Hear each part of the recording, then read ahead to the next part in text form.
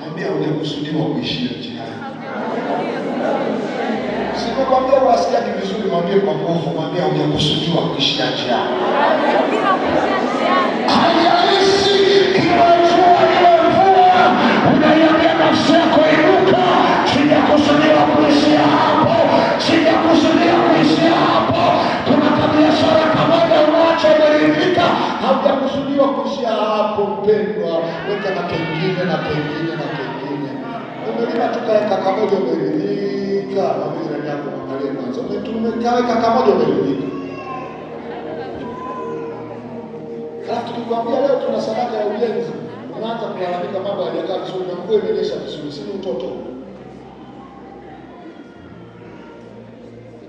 Mungu anapoweka kusudi ndani ya mtu, anakusudia lile kusudi lifike mwisho. Amina. Amina.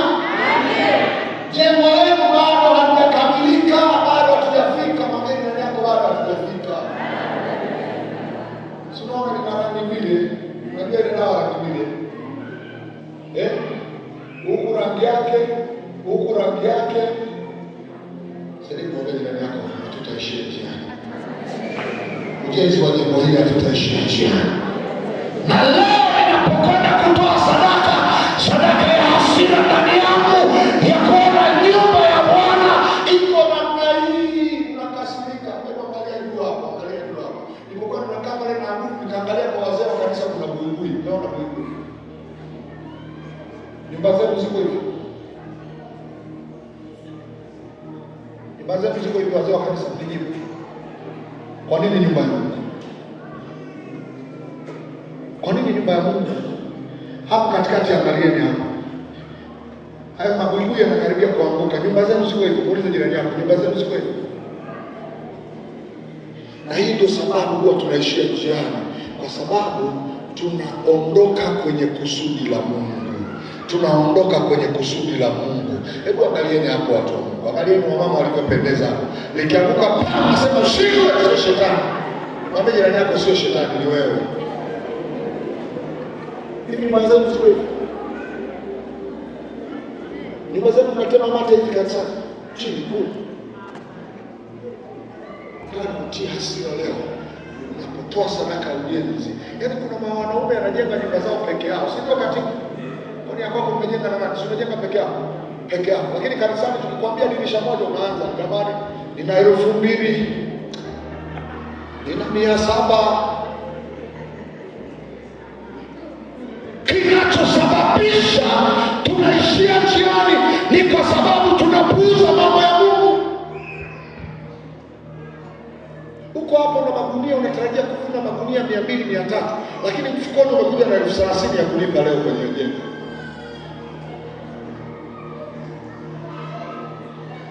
Hii hawezi kusema amen, lakini moja niwaambie.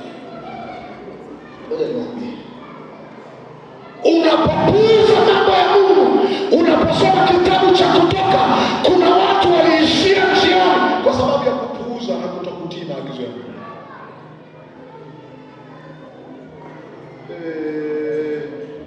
Ndio wakati mtamelika tena.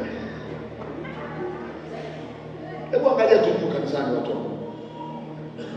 Na kanisani mnaingiza na bodaboda. Mwambie jirani yako na bodaboda nazo zinasali.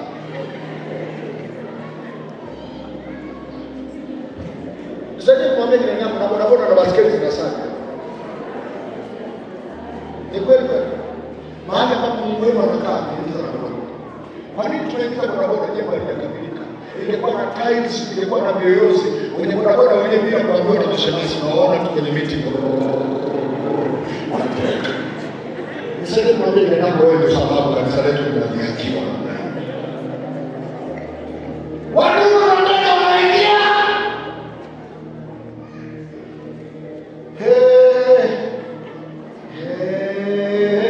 Baba, watu wako wamekunia.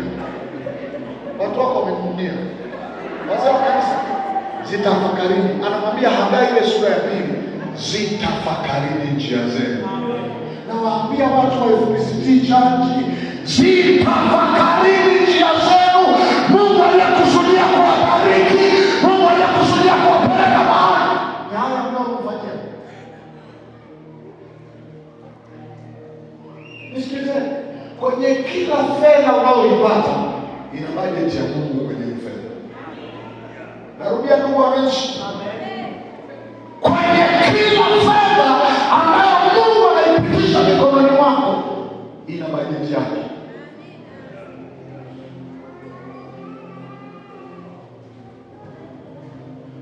Unakula fungu la 10, muulize jirani yako umefika wapi?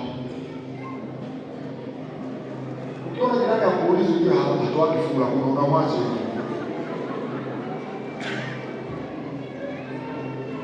Hatukukusudiwa kuishia njiani, lakini tunaishia njiani kwa sababu tunaweka vipaumbele vibaya. Priority zetu haziko kwa Mungu, ziko kwetu. Kuna watu tunasomesha watoto wetu chuo kikuu, mamilioni ya fedha, hamshindi. Lakini kija kanisani na mbele wanapenda rafiki zangu wa Kigoma oye. Ukianza kujaana baba ninayo 3,000 alafu na maduga ya jumla.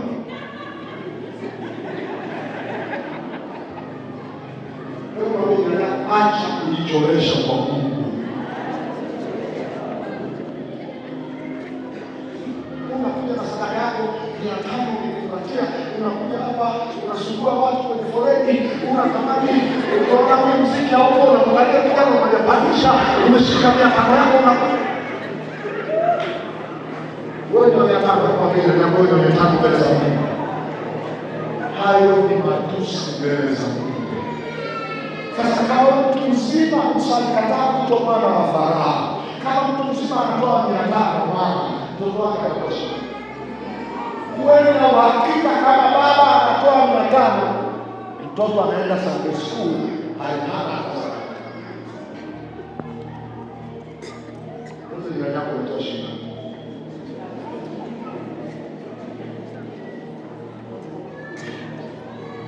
Na biashara mkono wako wa kulia usije basi umeikumbatia 200 umekuja nayo hapa kanisani kwako. Bishop nilichokifanya nimeweka sanduku la chuma, ukiweka mjadala na piga kelele, hamna Mungu, hamna Mungu. Na mtamea mwana kwa furaha, haleluya, choni oye. Inua mkono wako, sema sitaishia njiani. Kazi ya ujenzi wa kanisa haitaishia njiani. Nasema kazi ya ujenzi wa kanisa haitaishia njiani. Mungu anapoamua kufanya kazi yake huwa anatafuta mtu. Wewe ukileta mchezo, Bwana anajiinua ni kitu fulani kutoka mahali unakuja hapo linasema ninatoa 5,000,000. Ile kazi inaisha na zile baraka zote zinaenda kwa Mungu. Kanisa kwangu Mungu amenipa neema. Tulianza na ujenzi kwa neema ya Mungu. Na Mungu anawaambia hivi, kazi yoyote ya ujenzi inapofanyika sio kwa ajili ya kukuchomoa fedha, ni kwa ajili ya kukuinua na kuinua maisha yako. Hebu mjengee Mungu nyumba nzuri, jengo nzuri, halafu akuache kama ulivyo. Baba askofu pale kama kulikuwa na baskeli nyingi, kasema hizi baskeli zinaondoka hizi. Maana wananisumbua kila wiki, wanakuja baba niombee mgongo, kasema hizi sio mapepo, ni baskeli hizi.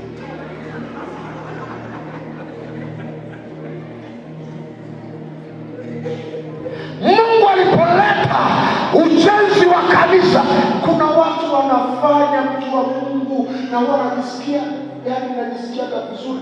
Kuna kabili kamoja mama askofu pale kanisani kanafanya ni kabili kazee, mtoto wake wa mwisho na watoto na yaani mtoto ana wajukuu. Sasa kabili unaweza kuelewa nachosema. Kale kabili kanaokota zile chupa za maji, sijui kama usuba wako akafanya, kanaokota chupa za maji. Ile chupa ya maji kilo moja inauzwa 200. Wale siku ya ujenzi wa kanisa, kabili kanajifuta, kanakuja polepole, hakaahidi mwenye yako, hakaahidi kama wewe unavyoahidi na kuokamilisha. Ukikaa na mtu akusemesha na hapa kwenye kitu kingine, atakuambukiza roho ya kiburi. Inua mkono wako nipungie, sema sitaishia njiani. Sema nitoka kwenye hiyo hali, ninaenda mbele mahali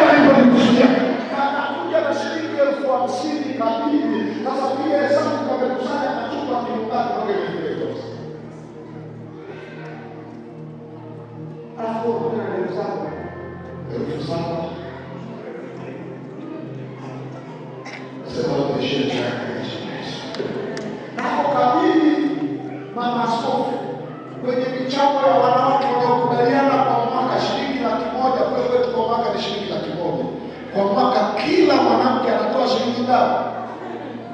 Sasa tunavyoona ni 7,000 tu tunashukuru na kumaliza unadai kale kabili kanaokota chupa na kanamaliza ile michango kabla ya mwezi wa 4 kameshamaliza hela ya mwaka mzima. Bwana Yesu nakuomba unichukue maisha yangu, unichunguze Bwana Yesu nakuomba unichunguze kutoa kwangu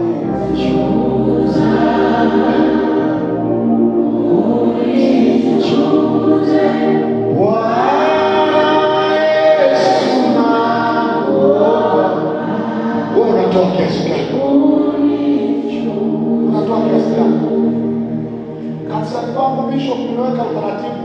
Wazee wa kanisa na wote tunaokaa mbele tuna chombo chetu cha sadaka. Ili nione wale wazee wanaotoa buku na 500.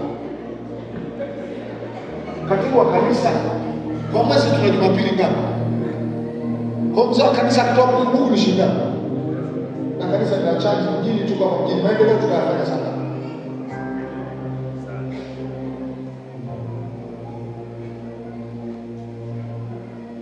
Utoaji ni tendo la kumpenda Mungu. Wale walio kwenye mahusiano wanajua hawezi kupenda bila kutoa. Ukiona una shida utoaji ndio upende. Niliwaambia mahali fulani niko tayari kutoa kila kitu kasoro mke wangu.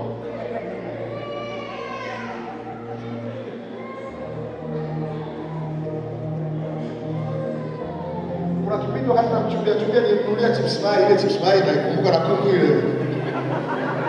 Yeye anakuwa anakula afu mimi namwangalia. Yaani mimi nimeshinda nini?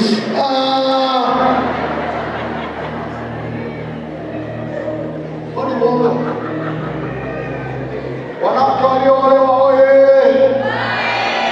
Wewe na mwanangu na mabegi mengi ya nguo.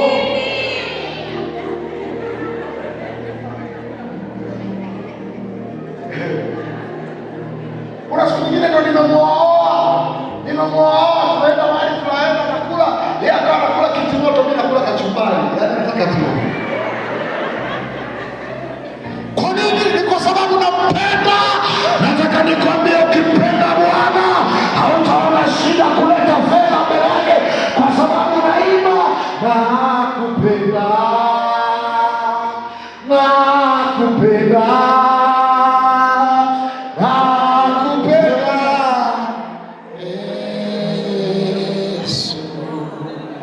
Wala sikuna hizo za kwako.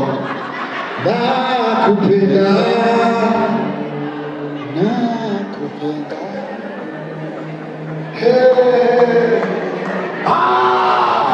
Ukimpenda Bwana utakuwa kama Ayubu, anasema hata vyote viteketee, bado ninakupenda Bwana.